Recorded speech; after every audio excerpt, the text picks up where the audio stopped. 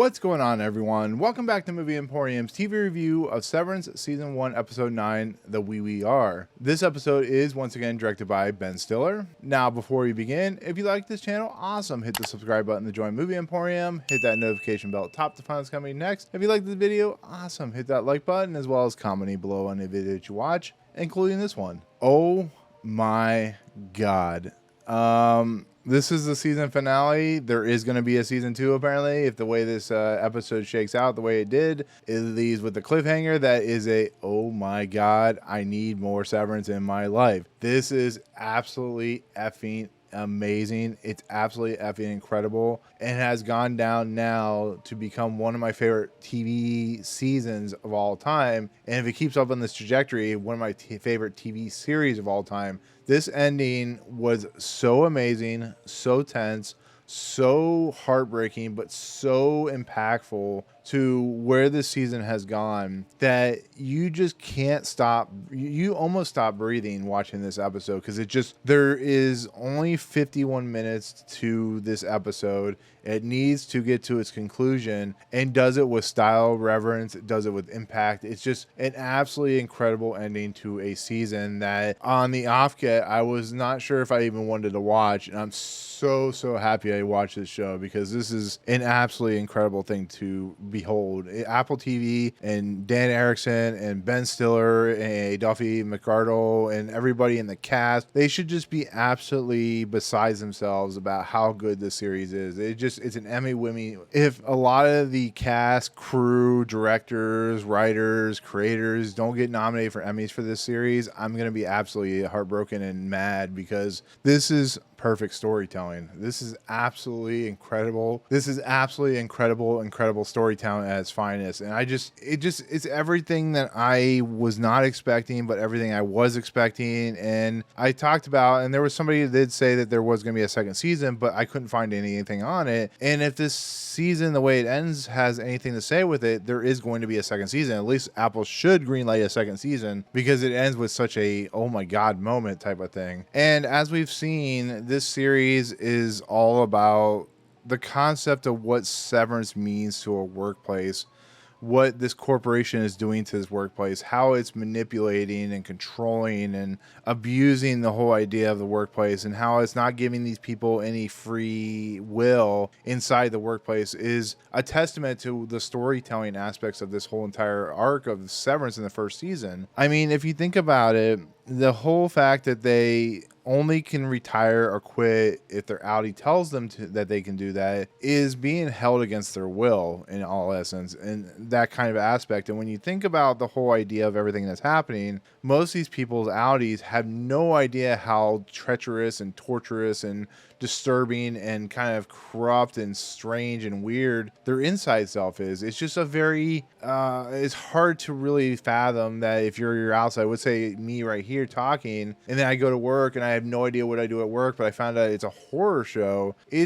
It's crazy to think about. And this episode just kind of envelops that idea of just individuals that want to escape that into the open, want to escape out of the prison, want to escape their existence because they're so enclosed in this world that they can't get out of. I mean, think about it. They go every day and they're wearing the same clothes mostly. They're doing the same thing. They have no idea what the outside life is like. Rickon's book, and of course the idea of Dylan being able to see his kids is so important because it leads into this episode and what they're trying to do, which is trying to tell the outside world about the nature of what's going on in Lumen. So as we know, Dylan has flipped the switches and he went to cliffhanger at the end of episode 8. Episode 9 is a continuation of that, where each individual, we get this like really cool shot of each individual as their brain shifts when they become their innie self on the outside world. And what's kind of cool about that, it's like seeing something new for the first time or being born for the first time. You're seeing things you've never saw in your entire, or you don't have any inkling of in your entire life. Of course, Irving sees the paintings. He looks at the paintings. He realizes what the paintings are. Marc is hugging Cobell, and he realizes Cobell's here, and he's trying to play off like he's not the innie version of Marc to kind of give her inklings that he is, the individual that he is, so he doesn't put off Cobell. But then we have Helly, who,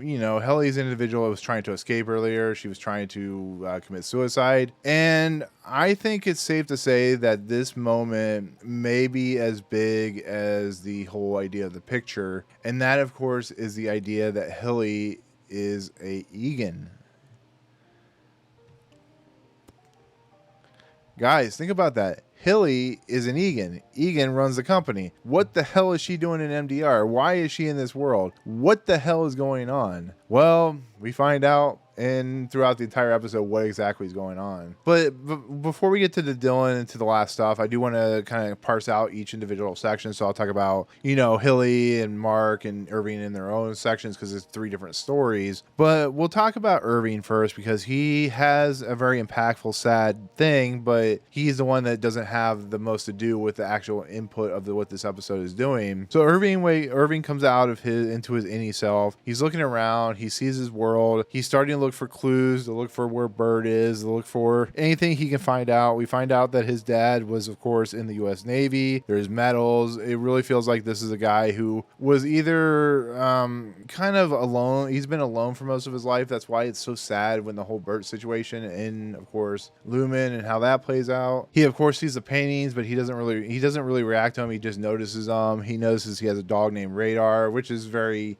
very prescient with the idea of, his father being in the military. And he finds a chest, like a chest in the closet. He has a pair of keys and he opens up the chest, sees his father's clothing for his military duty, and opens up the chest and looks inside, and there is a map and an email from people that have worked for Lachman. Now, what this exactly means, I don't know. I don't know how he's able to get this information, how he has markings on a map of where Britt is and where these individuals are. Like, I hope they explain in the next season what that is. It's not taken away from the episode at all because it leaves some really interesting intrigue, but he has all these people on this map. He has emails of people that work at Lachman, and he has Britt actually marked down in the map, so he's going to go after Britt to tell him exactly what they decided, that they're going to tell someone they trust what exactly is going on in Lachman. So he gets his jacket on, he goes out to his car, or he goes outside, and we realize that the innie self has no idea what his car looks like. I'm actually surprised he knows how to drive. It would be something you think about where maybe it's just instinct that he knows how to drive, but he's a little rusty when he first starts to drive. But he drives off, he moves towards a city area, part of the city that he lives in, and he rolls up to a house, and in the house he sees Britt, but then he sees another man. So therefore, Britt has always had this different life where he has a husband or a boyfriend or whatever you want to look at it as. And this is Irving realizing that there probably was never going to be anything for him and Britt, but he needs to tell someone he can trust this whole thing. So he starts running up to the door and he starts banging on the door. He's like, Britt. And it's just really sad and really heartbreaking because Irving is an individual that has been kind of crapped upon all his life, it seems like. He's crapped upon at work. He has nothing except for his dog, and then he tries to talk to Britt, and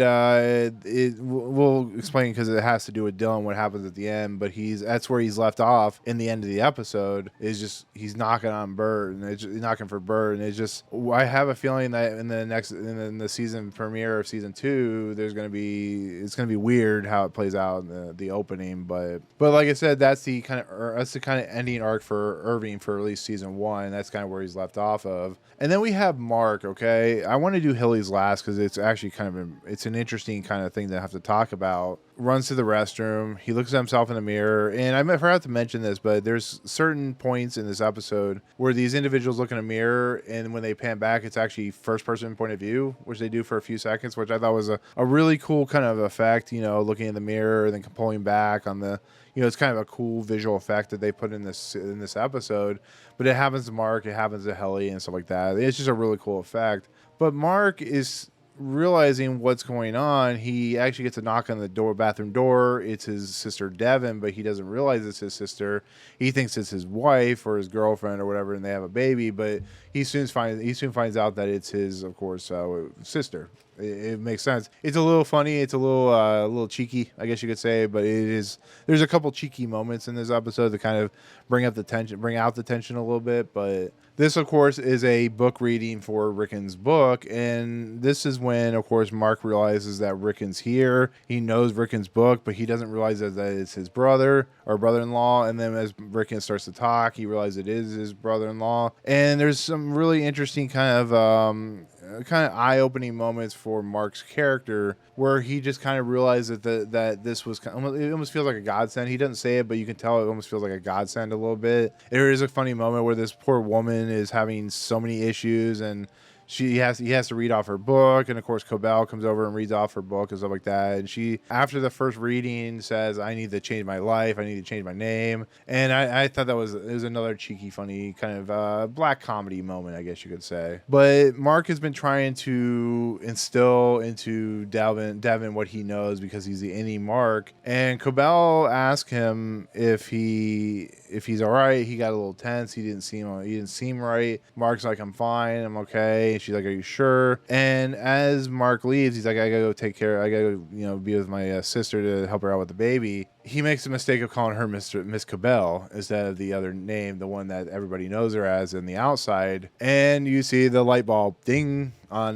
Cobell's head. She realizes what's happening, and that's when she runs off. She has actually been given the baby so that Devin can talk to Mark, and Devin gives the baby to Cobell. But then Cobell leaves and races towards, of course, Lumen, races towards her old place of business. And we'll get to that in a second. But Mark talks to, of course, Devin, tells her everything that's happening. It doesn't surprise Devin at all. She doesn't seem shocked or what. She's just like, are you telling me the truth? And yeah, and he says yes, and all that good stuff. And just, they have their moments, and then they start talking about Gemma's individual, and about how she was sweet and loving, and why did Mark go to work for Lumen, and find out that he did it because of how she died, and he couldn't be a teacher anymore, so he wanted to do this as a way to be away and to kind of move forward past her whole death and stuff like that. And it's almost revealed who Gemma is, which is of course Miss Casey. But it kind of gets cut off when when Mark asks why was Cobell here, his boss, and it's like Devin's like, oh, it was somebody else. It was a different person's name, and she realizes that Cobell has the baby, and they run out, and Cobell's gone, and they're like scrambling look for the baby. Mark is like looking all over for it. Everybody's looking for it, and he also talks to Rickon about this, like, are we friends? He's talking about how enlightened the book was, it's like that to him, and Rick is taken aback, but before they can say anything, it's just that kind of stuff happens. And luckily they find the baby in, of course, a book study, the den, I guess you could say, and everything's all right with that. The thing that happens is Cobell races towards Lumen, realizes that Dylan has switched on the overtime protocol, calls Milchek to fix the problem. She's going to save Helly from making a mistake. And of course, she passes by Irving, who is going to look for Britt.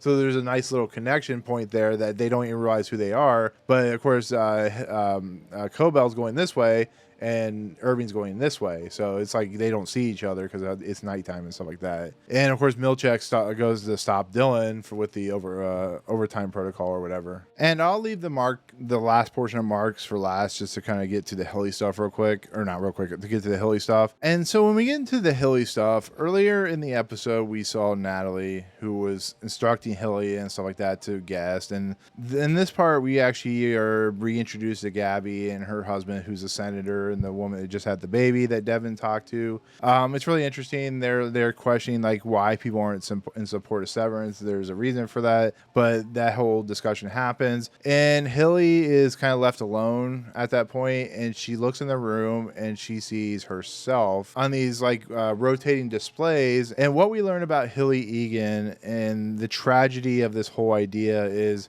Hilly is the daughter of Kier Egan. Kier runs Lumen.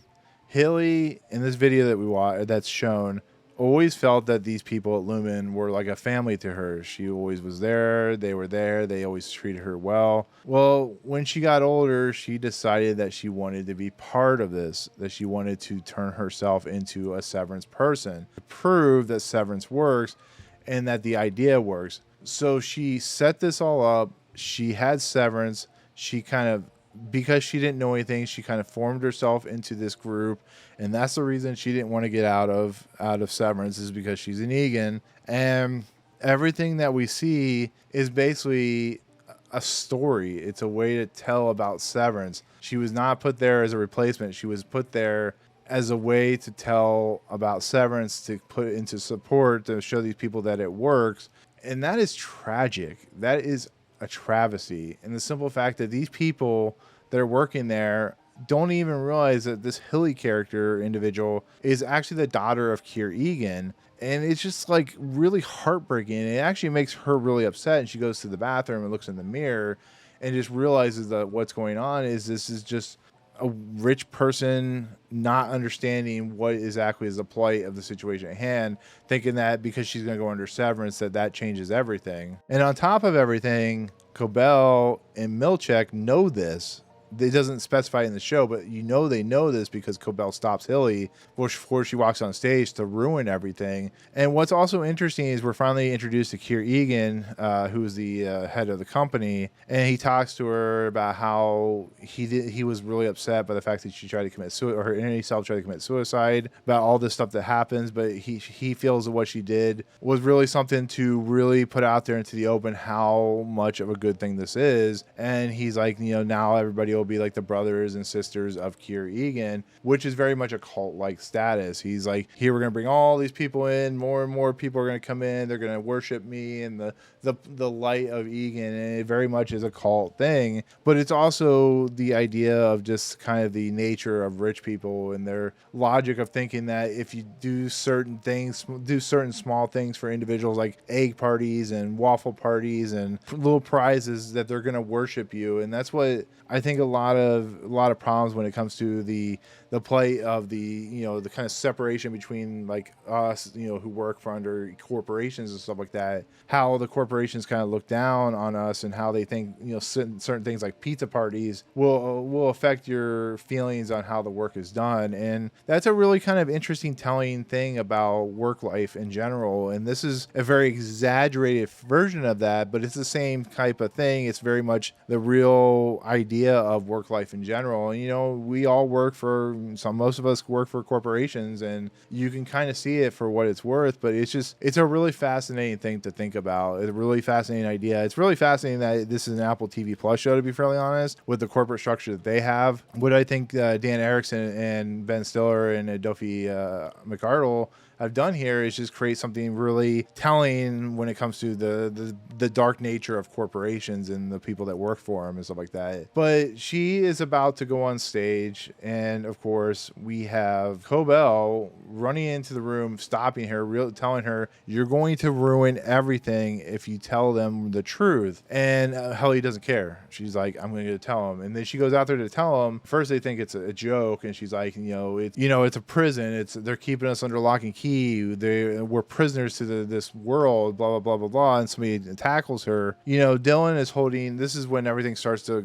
right before the ending, Dylan is holding both triggers throughout the entire episode for whoever knows how long he's been doing it. And of course, Milchek is trying to cut the rope that Dylan has put on the door. And he's like, I'll tell you about your children. We'll have many parties. We'll give you prizes. Whatever you need to do, just let me in. And he finally gets in, and he actually tackles Dylan, but not before Mark is looking at some photographs on a table. He picks up one of the photographs, and he realizes that his wife is Miss Casey. Now, that is a shock to him, I'm sure. Not to us, because we find out in episode 7 that Miss Casey was, of course, his wife. But Mark, the innie Mark, has learned that his wife is still alive. But as Mark goes to tell Devin, he gets to the point where he says she's alive, but Dylan gets tackled and the switches are thrown back. And it cuts to black, leaving us for a cliffhanger for the eventual season 2 that's going to happen in probably 2023, I think it is. Damn. Like I said, that is an incredible way to end an episode, an incredible way to end a season. And the fact that I want more right now is a perfect example of something done to perfection. It leaves you wanting more, and it leaves you wanting it now. So there you go. That is the end of episode 9 of Severance season 1. Guys and gals, I don't know what else to say. This was an episode that really just knocked it out of the park once again. It's a fantastic look into work life. It's a scary look into work life. And the fact that the innies finally got the taste of what the outside world is like before they got switched back, I'm assuming, it was another perfect episode. It's another 10 out of 10, to be fairly honest. And I don't really have much more else to say that I haven't said already. This is perfect writing, perfect casting, perfect direction. This is another episode that just completely hits it out of the park and but concludes what was a wonderful season. It really was. This season was absolutely tremendous. It was absolutely fantastic. I've said it already a million times. This is essential viewing if you love television. This is essential viewing if you love the idea of creative television, the idea of thinking men's television, the idea of holy crap type television, like the suspense. This is a TV show I hope is remembered in the pantheon and the annals of television history. It's a show that just really truly delivers on its premise and gives us something truly unique. Dan Erickson had an idea. Ben Stiller helped him out with the idea because Ben Stiller has, the cred that he has. Apple TV bought this, and once again, Apple TV has turned into one of my favorite TV streaming services. I will gladly give them all the monies in the world. I'm just kidding, but I will gladly pay the monthly fee for it. And overall, there is enough mystery there still left over to create a second season. I'm glad there's a second season coming, and I'm glad that the series just really went for it, really delivered, and created a very emotionally impactful season and series of a show that I literally didn't know what I was getting myself into. And like I said, I gave the episode 10 out of 10, and I know I gave the 7th or 6th episode a 9.5 out of 10, but I'm just gonna go out and say I'm just gonna give the season a 10 out of 10 because even with the small amount of mistakes that this season made, and especially in that one episode, it doesn't deter from the fact that this season is just absolutely perfection television, absolutely riveting television. And it's something that I look forward to and will be anticipating. This is like what happened with Dexter in, I think, season 4, where it was such perfection in what it was doing that the next season came along and you were just anticipating, yes, it ended up being a downer and a letdown, but I don't think that's going to happen here. I think as long as Dan Erickson and crew have a plan and an idea what they want, I think they'll deliver on every form and aspect. So with that said, that is going to be my take on the not only season 1 episode 9 of the series, which is the We Are, which I like how it's a play on like the we of two individuals with the same personality, so we are type of thing, as well as the first season of Severance. Like I said, I can't wait for the second season, but with that said, that'll do it. That'll be my take on both versions. But anyways, thank you so much for watching. Thank you so much for joining me on, of course, the whole entire season of Severance. In the comments below, as always, let me know what you thought of this episode. But in the comments below, what do you think of this season? But also, where do you think this next season is going to head? What do you think is going to happen? How do you think the ideas that played out in the season are going to affect the next season? Like I said, you can have the ideas of, them being put under severe stress and strain. Now that they know a lot of things going on, it changes the trajectory and kind of the overarching arc to what a series can do. But what do you guys think is going to happen is my question. But with that said, that's it. Thank you so much for watching. If you like what you see on this channel, hit the subscribe button to join Movie Emporium. Hit that notification bell top to find what's coming next. If you like any of the videos, awesome. Hit that like button. And God, I cannot wait for the second season. So we'll see you on the next season of Severance. Peace out.